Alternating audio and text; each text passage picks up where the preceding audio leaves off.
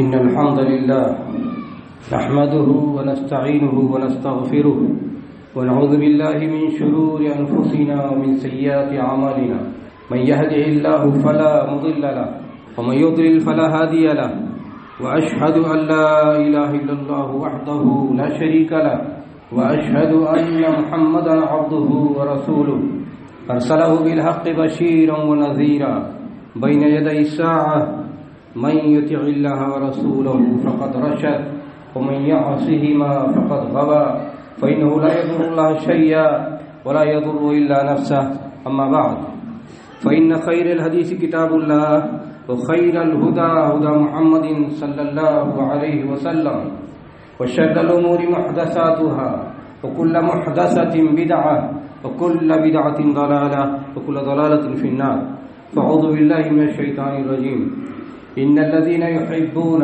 أن تشيع الفاحشة في الذين آمنوا لهم عذاب عليم في الدنيا والآخرة والله يعلم وأنتم لا تعلمون. حضرات، اسلام کی تعلیمات میں ایک بنیادی تعلیم یہ ہے، ایک کنسیپٹ ہے کہ طہارت کا، صفائی کا. طہارت و صفائی پوری دنیا، پورا یونیورس، پورا سماج، پورا معاشرہ سب کو صاف ستھرا رہنا چاہیے. اس کی تعلیم دی گئی ہے، صفائی کی تعلیم دی گئی ہے. سب سے پہلے ایمان کی بات آئی. ایمان سب سے صاف ستھرا پاکیزہ تعلیم ہے اللہ تعالیٰ کی طرف سے. اس کے مقابلے میں شرک کو پولوشن، گندگی قرار دیا گیا، ظلم قرار دیا گیا، رجس قرار دیا گیا. تعلیم دی گئی صفائی کے تو ابتدا کی گئی کہ آپ شروع کیجئے ایمان سے. ایمان کو سب سے بڑی صفائی قرار دیا گیا ہے. اس کے بعد نماز کی بات آتی ہے. نماز پڑھنا ہے تو عقیدہ صاف ستھرا ہونا چاہیے، کپڑا صاف ستھرا ہونا چاہیے، پانی پاکیزہ پاک ہونا چاہیے، جگہ صاف ہونی چاہیے، تب جا کر آپ نماز پڑھ سکتے ہیں. صفائی کے بارے میں بتایا الطہور شطر الایمان، صاف ستھرا رہنا یہ آدھا ایمان ہے. پورا کنسپٹ موجود ہے، تعلیم موجود ہے کہ ہر مسلمان کو اس کا ذہن صاف ہونا چاہیے، اس کا عقیدہ صاف ہونا چاہیے، اس کا عمل صاف ہونا چاہیے، اس کی جگہ صاف ہونی چاہیے، اس کا گھر صاف ہونا چاہیے، اس کی زبان صاف ہونی چاہیے، اس کا اخلاق صاف ہونا چاہیے، اس کی نماز صاف ستھری ہونی چاہیے، سماج معاشرہ صاف ستھرا ہونا چاہیے، فرد صاف ستھرا ہونا چاہیے. اسلام کی تعلیم ہے صفائی و ستھرائی. کسی طرح کی یہاں کوئی گندگی نہیں ہونی چاہیے. رسول اکرم صلی اللہ علیہ وسلم نے فرمایا جعلت لی الارض مسجدا وطہورا، اس دھرتی کو، اس زمین کو اللہ تعالیٰ نے، مٹی کو اللہ تعالیٰ نے ہمارے لیے پاکیزہ صاف ستھرا بنایا. اور پانی کے بارے میں بیان فرمایا کہ اللہ تعالیٰ نے آسمان سے مان طہورا، صاف ستھرا پانی اللہ تعالیٰ نے اتارا. آج سب سے بڑا پرابلم یہ ہے کہ ہر طرف پولوشن پھیلتا چلا جا رہا ہے. نہ صاف ستھری ہوا مل رہی ہے، نہ صاف ستھرا پانی مل رہا ہے، نہ صاف ستھری جگہ مل رہی ہے، نہ صاف ستھرا معاشرہ مل رہا ہے، نہ صاف ستھرا فرد مل رہا ہے. ہر طرف پولوشن ہی پولوشن، ہر طرف آلودگی آلودگی. اسلام کی بنیادی تعلیمات میں سے تعلیم یہ بھی ہے طہارت کا، صفائی کا، عفت کا، کہ ہر آدمی کو صاف ستھرا رہنا چاہیے. اور اللہ تعالیٰ نے بتایا کہ دیکھیے ہم نے زمین صاف ستھری بنائی، ہوا صاف ستھری بنائی، پانی صاف ستھرا بنایا، اور حکم دیا کہ سماج معاشرے کو صاف ستھرا رکھو. اب دیکھیے اسلامی کنسپٹ آپ کو دیا طہارت کا، وضو کرنے کا. وضو آپ کرتے ہیں کہ 5 مرتبہ آپ وضو کرتے ہیں. رسول گرامی صلی اللہ علیہ وسلم بیان فرمایا، پوچھا صحابہ سے کہ یہ بتاؤ اگر کسی گھر کے پاس ندی بہ رہی ہو اور روزانہ 5 مرتبہ وہاں اس میں غسل کرے اور صاف ستھرا بنے تو کیا اس کے جسم پر میل رہ جائے گا؟ یہ صفائی کا تصور ہے. دنیا میں صفائی کی بات آج بہت آتی ہے اور دنیا میں مشن چلتا ہے صفائی کا، لیکن کنسپٹ کی حیثیت سے ایمان عقیدے کو میں صفائی داخل کر دیا جائے، پورے یونیورس کے بارے میں تصور دیا جائے صاف ستھرائی کا. کس دین میں یہ چیز موجود ہے؟ رسول اکرم صلی اللہ علیہ وسلم بیان فرمایا کہ اگر آپ پانی استعمال کریں، ندی کے پاس موجود ہو، سمندر کے پاس موجود ہو، تو اس کو پولوٹر مت کریں، اس میں پیشاب مت کریں، اور استعمال کریں تو صاف ستھرے ڈھنگ سے استعمال کریں. یہ تعلیمات کس نے دی؟ نہانے کو تصور دیا کہ مسلمان کو ضرورت پڑتی جب حدث ہو جائے تو نہانا چاہیے. اب ایمان میں آپ کے داخل کر دیا. نماز کے ساتھ حصہ بنا دیا، جسم صاف ستھرا ہونا چاہیے. یہ تصور کس نے دیا ہے؟ تو ہر چیز میں صفائی کی تعلیم دی گئی ہے کہ ایک مسلمان کو صاف ستھرا رہنا چاہیے. عقیدے کی بات دیکھیے، اخلاق کی، زبان کی. رسول گرامی صلی اللہ علیہ وسلم دعا فرماتے تھے اللہم طہر قلبی من النفاق وعملی من الریا ولسانی من الکذب وعینی من الخیانہ فإنک تعلم خائنۃ العین وما تخفی الصدور. تصور دیا گیا پاکیزگی کا کہ اللہ تعالیٰ میرے دل کو نفاق سے بچائیے. نفاق سب سے بڑی گندگی ہے. ایمان اگر موجود ہو دل میں تو روشنی ہوتا ہے، اجالا ہوتا ہے، اور انسان کے دل و دماغ میں ہر چیز اچھی بستی ہے، اچھی سمجھ میں آتی ہے، اور اچھا کام کرتا ہے، اچھا سوچتا ہے، اور اچھے جذبات اور احساسات رکھتا ہے. تو اللہ پہلی دعا کی طہارت کے بارے میں اللہم طہر قلبی من النفاق کہ اللہ تعالیٰ میرے دل کو نفاق سے بچا لیجیے. سب سے بڑی گندگی دل کی کیا ہے؟ نفاق ہے. وعملی من الریا اللہ تعالیٰ میرے کام کو ریا سے بچا لیجیے. ریاکاری، دکھاوا دنیا کی سب سے گندا چیز ہے. لیکن آج سماج معاشرے میں نفاق ہی کا غلبہ ہر طرف. آج عمل میں ریاکاری اس قدر داخل ہو چکی ہے کہ انسان جب تک لوگوں کو دکھا نہ لے، جب تک اپنے آپ کو بڑا نہ ثابت کر لے، جب تک چھوٹی بڑی حرکتیں نہ کر لے، جب تک اپنے آپ کو رسوا نہ کر لے، جب تک اپنے اعمال کو برباد نہ کر لے، تب تک انسان کو سیٹسفیکشن ہوتی ہی نہیں ہے. سیٹسفائی اسی وقت ہوتا ہے جب کوئی نیکی کا کام کرے اور دکھاوا اس میں آ جائے. ہر چیز میں دکھاوا. دولت ہے تو اس کا دکھاوا، حسن ہے تو اس کا دکھاوا، علم ہے تو اس کا دکھاوا، زہد ہے تو اس کا دکھاوا. دکھاوے کا رسیہ بن چکا ہے زمانے میں انسان کہ ہر چیز بغیر ریاکاری کے انسان کے پاس رہی نہیں گئی ہے. یہ وقت کے مسائل ہیں، مشکلات ہیں، لیکن رسول گرامی صلی اللہ علیہ وسلم نے تصور دیا وہ یہ اللہم طہر قلبی من النفاق وعملی من الریا اللہ تعالیٰ میرے عمل کو ریاکاری کی گندگی سے پاک کر دے، میرے عمل کو صاف ستھرا بنا دے. ایک انسان کا عمل، ایک انسان کی نیکی، ایک انسان کے سارے کام اسی وقت صاف ستھرے رہ سکتے ہیں جب اس میں ریاکاری کی آمیزش نہ ہو. لیکن اگر کسی کام میں ریا کی آمیزش ہو جاتی ہے تو انسان کا عمل گندا ہو جاتا ہے، انسان کا عمل بیکار ہو جاتا ہے اور اس کی کوئی حیثیت نہیں رہ جاتی ہے. رسول گرامی صلی اللہ علیہ وسلم نے ریاکاری کے سلسلے میں، دکھاوے کے سلسلے میں اتنی تنبیہ کی ہے، بار بار لوگوں کو سمجھایا ہے، اپنے صحابہ کی تربیت کی، امت مسلمہ کو بتایا کہ سیدھی راہ، طہارت کی راہ یہ ہے کہ اگر اپنے عمل کو پاک اور صاف ستھرا رکھنا چاہتا ہو تو اس میں ریاکاری کا دخل نہیں ہونا چاہیے، دکھاوے کا دخل نہیں ہونا چاہیے. لیکن آج انسان اس طرح ہیبیچول بن چکا ہے ریاکاری کا کہ بڑے سے بڑے، چھوٹے سے چھوٹے جتنے ہیں سب لوگ شکست خوردہ ہو چکے ہیں. ریاکاری اتنی بڑی طاقت بن چکی ہے کہ اس کے سامنے سارے انسان، سب کی قابلیتیں، سب کی سوجھ بوجھ شکست کھا جاتی ہے، لوگوں کے سامنے ٹوٹ پھوٹ جاتے ہیں. انسان ریاکاری پر مجبور ہوتا ہے جب شادی کرتا ہے، انسان ریاکاری پر مضبوط ہوتا ہے جب انفاق کرتا ہے، انسان ریاکاری پر مجبور ہوتا ہے جب اچھے کام کرتا ہے. سماج بگڑا ہوا، معاشرہ بگڑا ہوا، لوگ بگڑے ہوئے، جب تک ریاکاری کی آمیزش نہ ہو عمل میں تب انسان کو تسلی نہیں ہوتی ہے. تو رسول گرامی صلی اللہ علیہ وسلم نے تصور کیا کہ صاف ستھرے بن کر رہنے کی کوشش کرو. انسان سفید کپڑا پہن لینے سے، روزانہ نہ لینے سے صاف ستھرا نہیں ہوتا ہے. اسلام میں جو طہارت کا کنسپٹ ہے وہ یہ ہے کہ نفاق کی گندگی سے اپنے آپ کو صاف کرو، ریاکاری کی گندگی سے اپنے آپ کو صاف کرو، اور سماج میں پھیلے ہوئے جو امراض ہیں، یہ روگ ہے ریاکاری کا، دکھاوے کا، اس سے اپنے آپ کو سنبھالو، اپنے آپ کو بچاؤ، اپنے آپ کو صاف ستھرا رکھنے کی کوشش کرو، اپنے آپ کو گندا مت کرو. ایک مسلمان کی ایک پہچان ہوتی ہے، وہ صاف ستھرا ہوتا ہے، گندگی اس کی سوچ میں نہیں آتی، گندگی اس کے عمل میں نہیں آتی، گندگی اس کے کردار میں نہیں آتی، گندگی اس کے گھر میں نہیں آتی، گندگی سماج میں نہیں آتی. ساری گندگیوں کو سے بچانے کے لیے مسلم سماج و معاشرہ اور فرد کوشش کرتا ہے. تو فرمایا طہر قلبی من النفاق وعملی من الریا ولسانی من الکذب، اور کہا اللہ تعالیٰ میری زبان کو صاف ستھرا بنا دے. انسان کے اعضائے جسم میں سب سے زیادہ حرکت زبان کو ہوتی ہے، زبان چلتی رہتی ہے، اور آج کے زمانے میں تو زبان زیادہ ہی چلتی ہے. آج کے زمانے میں زبان انسان کی اس کو آزادی ملی ہوئی ہے، جمہوریت کا آزادی ملی ہوئی ہے، اور علمانیت کی آزادی ملی ہوئی ہے، سیکولرزم کی آزادی ملی ہوئی ہے. زبان کینچی کی طرح چلتی ہے، کبھی دین کو کاٹتی ہے، کبھی اخلاق کو کاٹتی ہے، کبھی انسان کی شرافت کو کاٹتی ہے، کبھی لوگوں کے جو اپنے تحفظات ہیں اس کو کاٹتی ہے، لوگوں کے جو حقوق کو برباد کرتی ہے. تو زبان چلتی رہتی ہے. تو زبان کے بارے میں اللہ نے فرمایا کہ زبان کی سب سے بڑی گندگی جھوٹ ہے. ولسانی من الکذب. انسان ایک مسلمان کے لیے ضروری ہے کہ اپنے دل کو صاف رکھے، اپنے عمل کو صاف رکھے اور اپنی زبان کو بھی صاف رکھے. طہارت زبان ہونی چاہیے، طہارت بیان ہونا چاہیے. انسان کی اگر زبان سچی ہو اس تو طاہر ہوتی ہے، انسان کی زبان اگر جھوٹی ہو تو گندگی میں ملوث ہوتی ہے.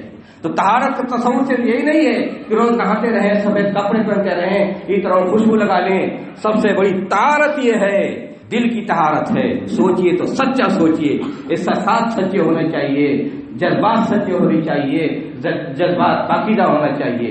آج جذبات کی پاکیزگی، احساسات کی پاکیزگی، سوچ و خیال کی پاکیزگی کدھر موجود ہے؟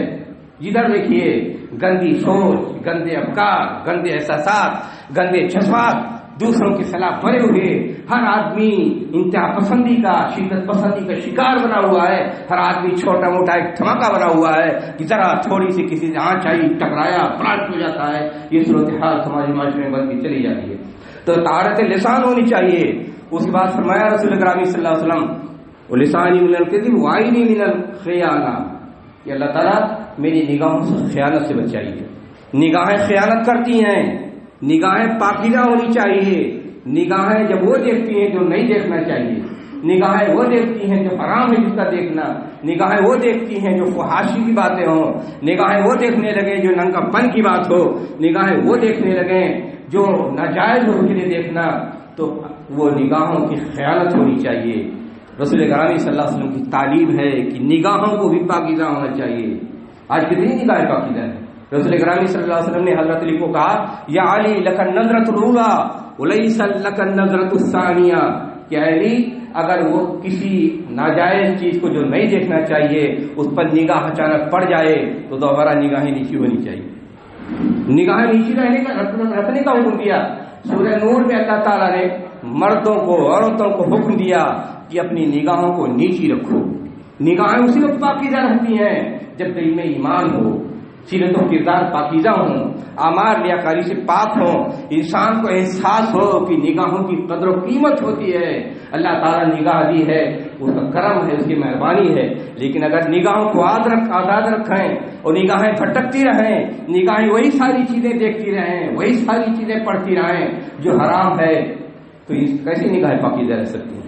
ایک مسلمان کی نگاہ بھی پاکیزہ ہوتی ہے، ایک مسلمان کی بصیرت بھی پاکیزہ ہوتی ہے اور ایک مسلمان کی بصارت بھی پاکیزہ ہوتی ہے. تو نگاہ بھی پاکیزہ ہونا چاہیے اور بصیرت بھی پاکیزہ ہونی چاہیے. تعلیم، اسلام کی تعلیم کے بارے میں سوچئے کہ کتنا جامع ہے. اس پہلو سے، عنوان سے بھی کبھی سوچئے کہ اسلام میں طہارت کا حکم دیا گیا ہے اور ایک فرد کی حیثیت سے اور سماج کی حیثیت سے مسلمانوں پر سب سے بڑی ذمہ داری یہ ہے کہ پوری عالمی طور پر خاندان، گھر، محلہ جہاں ہو وہاں صفائی و پاکیزگی ہونی چاہیے. ایک مسلمان کی گلی کوچے ہو پاک صاف ستھرا ہونا چاہیے، اس لیے کہ مسلمان نمازی ہوتا ہے، کہیں چھینکے نہ پڑ جائے. مسئلہ آسان نہیں ہے کہ جیسے آنکھ بند کر دیے لیں. اسلام یہ چاہتا ہے طہارت کے عنوان سے کہ آپ کا محلہ بھی صاف ہونا چاہیے، آپ کا گھر بھی صاف ہونا چاہیے، آپ کا معاشرہ بھی صاف ہونا چاہیے اور ساری گندگیوں سے، شرک سے بھی پاک ہونا چاہیے، بدعت سے بھی پاک ہونا چاہیے اور بد اخلاقی سے بھی پاک ہونا چاہیے، جھوٹ سے بھی پاک ہونا چاہیے، نفاق سے بھی پاک ہونا چاہیے. ہر چیز یہاں پاکیزگی مطلوب ہے، صفائی مطلوب ہے. اسلام میں ساری چیزیں صاف ستھری ہونی چاہیے. صفائی کے سلسلے میں سب سے حساس پہلو یہ ہے جس کی طرف مکمل ایک تعلیم دی گئی کہ کسی طرح کی بے شرمی کی بات نہیں ہونی چاہیے، بے حیائی کا کام نہیں ہونا چاہیے. میں نے جو آیت پڑھی اس میں اللہ تعالیٰ نے فرمایا ان الذین یحبون ان تشیع الفاحشۃ فی الذین آمنوا لهم عذاب علیم فی الدنیا والآخرہ واللہ یعلم وانتم لا تعلمون. سورہ نور کی آیت نمبر 19 ہے. اس میں یہ پس منظر میں آیت ہے کہ ایک جنگ میں رسول اکرم صلی اللہ علیہ وسلم گئے ہوئے تھے. وہاں منافقین نے حضرت عائشہ رضی اللہ عنہا کے سلسلے میں افواہ اڑائی. وہ افواہ منافقین نے اڑائی اور چند ایک مسلمان بھی متاثر ہو گئے. تو ان کو تنبیہ کی گئی کہ اگر غلط قسم کے سماج و معاشرے میں کسی کے بارے میں تہمت لگائے جائے اور اس کو لوگ پھیلانا شروع کر دیں، کہا وہ بھی مجرم ہیں، اللہ نے بیان فرمایا کہ جو لوگ مسلم سماج معاشرے میں بے حیائی و فحاشی پھیلانے کی کوشش کرتے ہیں دنیا اور آخرت میں ان کے لیے دردناک عذاب ہے، اور اللہ تعالیٰ جانتا ہے تم نہیں جانتے ہو۔ آج دنیا میں جس طرح لوگوں نے سیٹ اپ کیا ہے اور جس طرح لوگوں نے لائف اسٹائل بنائی ہے، سب سے بڑی برائی یہ ہے کہ فحاشی اور ننگا پن پھیلتا چلا جا رہا ہے۔ فحاشی اور ننگا پن چھوٹی سی چھوٹی چیز اور بڑی سی بڑی چیز بھی اسلام میں برداشت نہیں ہے، اور کوئی مسلمان اگر یہ کرے یا غیر مسلم کرے، اللہ تعالیٰ نے بیان فرمایا کہ جہاں بھی فحاشی کو، بے حیائی کو زبان کے ذریعے، عمل کے ذریعے کہیں پھیلانے کی کوشش کی گئی، ان کے لیے دنیا میں بھی رسوائی ہے، آخرت میں بھی رسوائی ہے۔ اس آیت کی روشنی میں آج دیکھیے کہ دنیا کے کتنے لوگ مجرم ثابت ہوں گے، اس آیت کی روشنی میں ان کے لیے دنیا میں بھی دردناک عذاب ہے اور آخرت میں بھی دردناک عذاب ہے۔ اس آیت نے فیصلہ کر دیا کتنے ہیں دنیا میں کہ سارے مجرم بن جائیں گے، اور مسلم سماج معاشرے کے اکثر لوگ مجرم بن جائیں گے جو اس محنت کوشش میں لگے۔ آج دیکھیے سب سے بڑا کام اس وقت دنیا میں کیا ہو رہا ہے؟ ننگا پن کا۔ اخبارات ننگے، ریڈیو ننگی، ٹیلی فون ننگا، سوشل میڈیا ننگا، موبائل ہاتھ میں، ہر آدمی ننگا پن کا ایک بازار لیا گھوم رہا ہے۔ جس ہاتھ میں موبائل ہے وہ ایک موبائل ہی میں پورا دنیا ننگے پن کی آباد ہے۔ آج ادھر دیکھیے جدے کریں سب سے زیادہ ننگا پن کا کام اس وقت دنیا میں ہو رہا ہے، اور یہ اتنا شدید ہے اسلام میں کہ جو آدمی، یہاں تو یہ کہ خبریں اڑائی گئیں، منافقین نے اڑائی اور چند مسلمانوں نے بھی اس کو تسلیم کر دیا، اس میں حامی بھر لی، ان کے بارے میں وعید آئی ان الذین یحبون ان تشیع الفاحشۃ فی الذین آمنوا لهم عذاب علیم فی الدنیا والآخرہ کا جو بھی چاہے مسلم ہو یا غیر مسلم ہو، اگر سماج معاشرے میں گندگی پھیلانے کی کوشش کرے گا، بے حیائی کی زبانی گندگی ہو یا عملی گندگی ہو، زناکاری ہو، گالی ہو، غیبت ہو، تہمت ہو اور پروپگنڈا ہو جھوٹا کا، جتنی چیزیں ہو سکتی ہیں برائی کی، جتنی بے شرمی کی چیزیں ہو سکتی ہیں، وہ ساری چیزیں اگر اسی میں ملوث ہے کوئی، انوالو ہے کوئی، مسلم ہو یا غیر مسلم، اللہ نے فرمایا لهم عذاب علیم فی الدنیا والآخرہ، ان کے لیے دنیا آخرت میں عذاب اور دردناک عذاب۔ اللہ تعالیٰ نے انسان کو بنایا، ایک بچہ ماں کے پیٹ میں 9 مہینے پلتا ہے، کتنے مراحل سے گزرتا ہے، پھر دنیا میں قدم رکھتا ہے، اس کے لیے کھانے پینے رہنے سہنے کے لیے زمین بنائی، آسمان بنایا، سورج بنائے، چاند بنائے، ہوا دی، کھانے پینے ساری چیزیں، پانی، سب کچھ مل رہا ہے، کون کر رہا ہے؟ اگر انسان کے انتظام کی بس کی بات ہو تو نہ مانی کب کتنا پہلے کولیپس ہو گئی ہوتی دنیا۔ آج بھی اگر اللہ کی نگاہ رحمت چند سیکنڈ کے لیے پھر جائے تو پوری دنیا کولیپس ہو جائے گی، ساری دھرتی تباہ برباد ہو جائے گی، سب کچھ ترقیاں ختم ہو جائیں گی، ہوائی جہاز اڑنا بند ہو جائیں گے، کارخانے بند ہو جائیں گے، نظام حیات مختل ہو جائے گا، ساری چیزیں تباہ ہو جائیں گی اگر چند سیکنڈ کے لیے اللہ کی رحمت نہ ہو، اور جتنی فیسلٹیز انسان کو ملی ہوئی ہے ساری فیسلٹیز اگر روک دی جائیں تھوڑی دیر کے لیے سب ختم ہو جائیں گے۔ کورونا آیا، کتنے دیر کی بات ہوتی ہے، 1 منٹ کے لیے اگر سانس رک جائے دنیا چلے گئے، ساری دنیا میں کروڑوں گئے، اور ابھی سلسلہ باقی ہوا، پھر بھی انسان کو عبرت حاصل نہیں ہوتی۔ تو کہنا یہ ہے کہ اللہ تعالیٰ نے اس نظام دنیا میں بلکہ پوری کائنات میں نظام بنایا ہے، نظام طہارت کا، کہ پانی بھی صاف ہونا چاہیے، ہوا بھی صاف ہونی چاہیے، سمندر بھی صاف ہونی چاہیے، زمین بھی صاف ہونی چاہیے، انسان کے احساسات بھی صاف ہونا چاہیے، کردار بھی صاف ہو، زبان بھی صاف ہو، ایمان بھی صاف ستھرا ہو، عقیدہ بھی صاف ستھرا ہو، نمازیں بھی صاف ستھری ہوں۔ اسلام میں تعلیم دی ہے، کانسیپٹ ہے طہارت کا ہے، اس کو سمجھیے اور محسوس کیجئے۔ پھر اس کے بعد یہ کہ طہارت کے سلسلے میں فحاشی سے بچیں، کتنے اسٹیپ لیے گئے اسلام میں۔ فحاشی سے بچنے کے لیے پردے کا نظام آیا، پردے کے نظام میں یہ بھی بات کیسے کرنی چاہیے، چال کیسی ہونی چاہیے، کپڑا کیسا ہونا چاہیے، ملنا جلنا کیسا ہونا چاہیے، گھر میں کیسے رہیں، بازار میں کیسے جائیں، لباس کیسا ہونا چاہیے، زیورات کیسے ہونے چاہیے، ساری چیزوں کو متعین کر دیا گیا کہ کس طرح ہونا چاہیے، تاکہ کسی طرح غلط نگاہیں نہ پڑیں، بگاڑ کسی جگہ پیدا نہ ہونے چاہیے۔ لیکن اسلام کے پردے کے نظام کو جبر بتایا جاتا ہے، جبر نہیں ہے بلکہ طہارت کا نظام ہے، اور سب کے لیے، حتیٰ یہ بھی بتایا کہ گھروں میں جاؤ تو کیسے جاؤ، اور 3 اوقات میں، رات میں، دن میں جاؤ تو کیسے اپنے گھروں میں جاؤ، اپنے گھر میں بھی جاؤ تب بھی کہا گیا کہ سلام کر کے جاؤ۔ گھروں میں رہو تو خواتین کیسے لباس پہنے، ساری تفصیل بتا دی گئی ہے۔ کیوں بتائی گئی ہے؟ اس لیے کہ کسی ناحیے سے کوئی فحاشی نہ ہونے پائے۔ اختلاط کے سلسلے میں کہ مرد و زن کا اختلاط بغیر کسی حجاب کے اس کو پابندی لگائی گئی۔ ساری تعلیمات جو ہے اسلام میں ہے پردے کی، ساری چیزیں صرف اس لیے ہیں تاکہ سماج و معاشرے میں کسی طرح کی کوئی فحاشی پھیلنے نہ پائے، پورا سماج معاشرہ صاف ستھرا رہے۔ اور جہاں یہ صرف مردوں، یہ نظام جو حجاب ہے اس سے متعلق مردوں کی ذمہ داریاں ہوتی ہیں۔ مردوں کی ذمہ داریاں یہ ہیں کہ نگاہیں نیچی رکھیں، مردوں کی ذمہ داریاں یہ ہیں کہ جو مملو ہے وہاں دیکھیں نہیں، مردوں کی ذمہ داریاں یہ ہیں کہ خواتین کے ساتھ ان کے احساسات کیسے ہونا چاہیے، جذبات کیسا ہونا چاہیے، اجنبی عورت کے ساتھ کیسا ہونا چاہیے، محارم کے ساتھ کیسا ہونا چاہیے، رشتے کیسے ہونے چاہیے۔ یہ نظام پردہ میں ساری چیزیں داخل ہیں۔ صرف یہی نہیں کہ عورت کو آپ نقاب پہنا کر کے کھڑا کر دیں بس نظام پردہ پورا ہو گیا، اس میں مردوں کی بھی شراکت ہے، عورتوں کی بھی شراکت ہے، اس میں بول چال رہن سہن ہر چیز پر پہناوا ساری چیزیں۔ اور پھر یہ بھی پہناوے میں دیکھ لیجیے، پہناوے میں کہا کہ مرد عورت کا لباس نہیں پہنے، عورت مرد کا لباس نہیں پہنے۔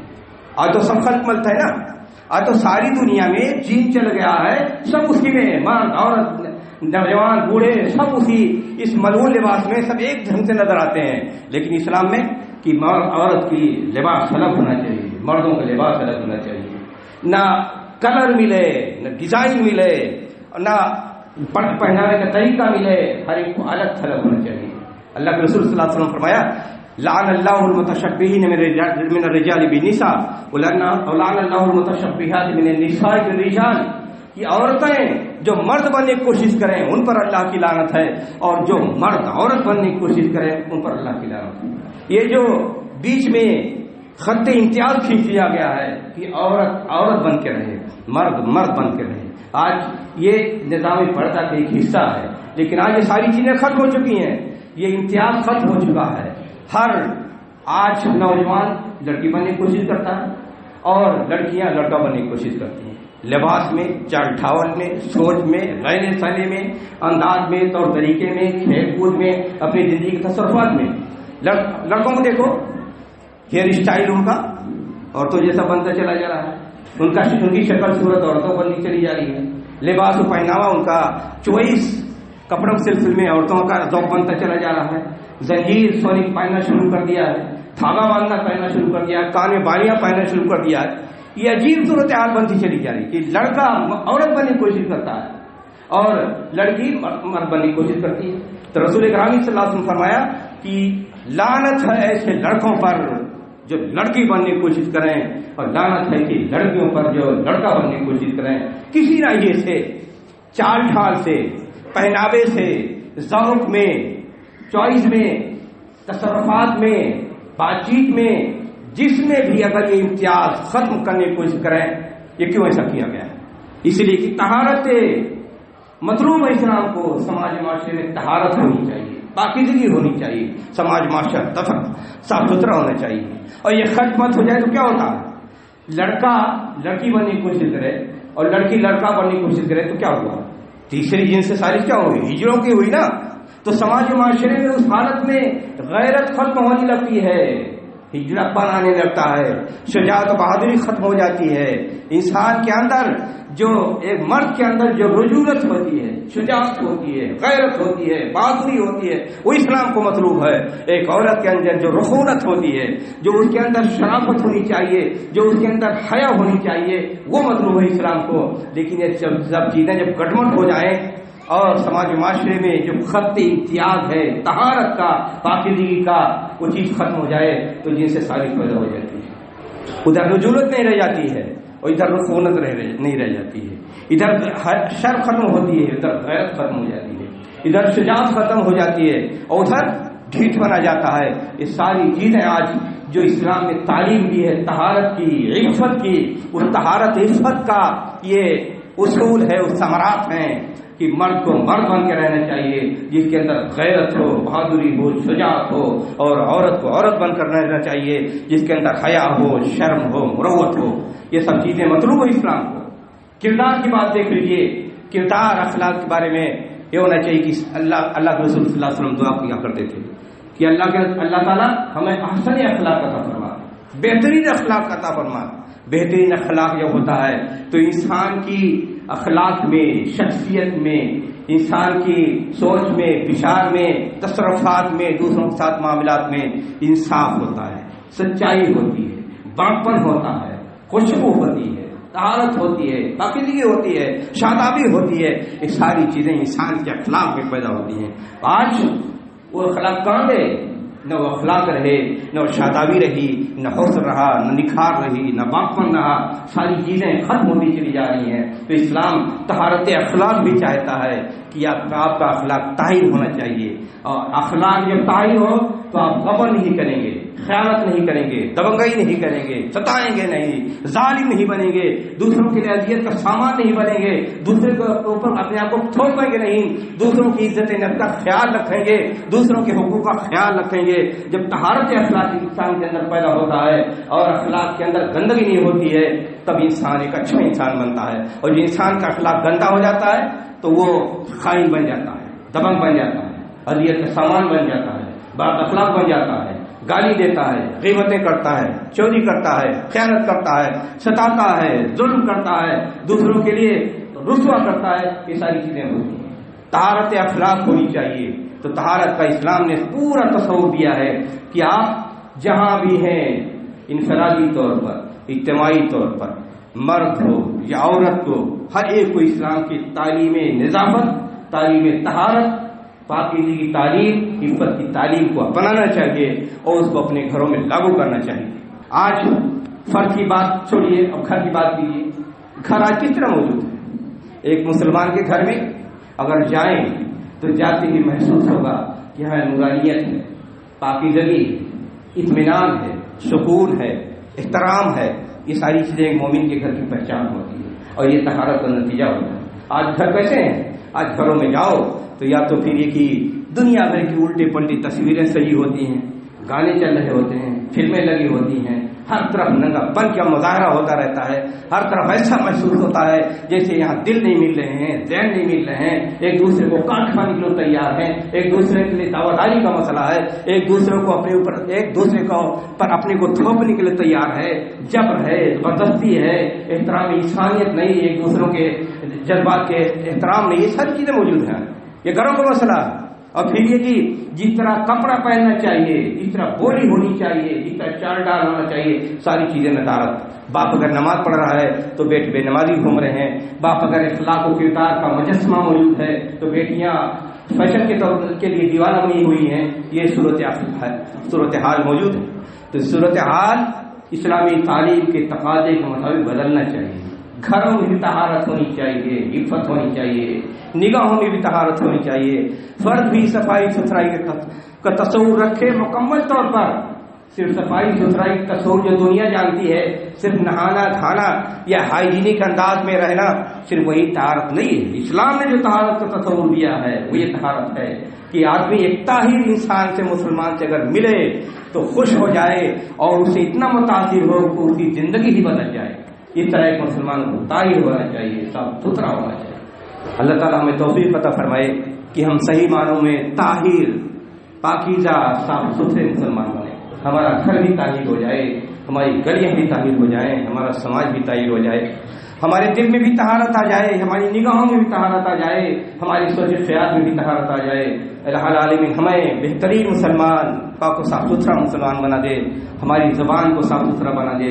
الہ العالمین دنیا میں جہاں بھی مسلمان جی رہے ہیں، جو بھی آفت ہو، مصیبت ہو، پریشانی ہو، اللہ تعالیٰ ساری مصیبتوں کو دور فرما دے۔ جب تک ہمیں دنیا میں زندہ رکھے، عزت کے ساتھ زندہ رکھے، اسلام کے ساتھ زندہ رکھے۔ جب ہمارا خاتمہ ہو تو اسلام پر خاتمہ ہو۔ وآخر دعوانا الحمدللہ رب العالمین۔